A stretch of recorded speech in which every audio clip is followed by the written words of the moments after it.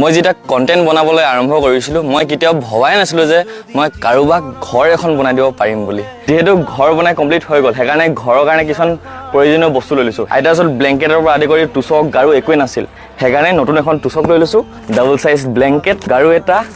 গাৰু কভাৰ এখন পৰ্দা কাৰণ দৰ্জাত পৰ্দাখন থাকিলে ভাল লাগে আৰু লগতে বেডশিট এখন আপোনাৰ কাৰণে আনিছিলো বস্তু কিছুমান দেখিছে বিছনা আছে কিন্তু টুচক নাই কাৰ্পেট এখন দি পেলাই তেওঁ এনেকে বস্তা বস্তা পাৰি ৰাখিছিলে দেই পৰ্দা এখন খুলি নিদিব কাৰণ পৰ্দাখন থাকিলে ভাল লাগে দেখিবলৈ এইফালে আপোনাৰ কাৰণে বিছনা লাগি গ'ল আইতাই নিজৰ নতুন ঘৰত চাকি জ্বলালে দেই এখন প্ৰথম চাকি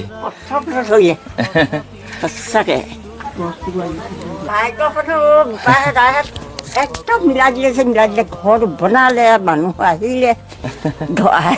ঘৰ দিবলৈ কাগজ দিবলৈ মই অকণমান ভবা নাছিলে মোক ভাগ্য কিবা এটা কপালহে টানিলে ওপৰতে তাৰমানে আশা কৰি আছে তোমাৰ এতিয়া ঘৰ দুৱাৰ পাবাই তুমি তেওঁতে আশীৰ্বাদ কৰি আছিল ভগৱান ওপৰত কৃষ্ণ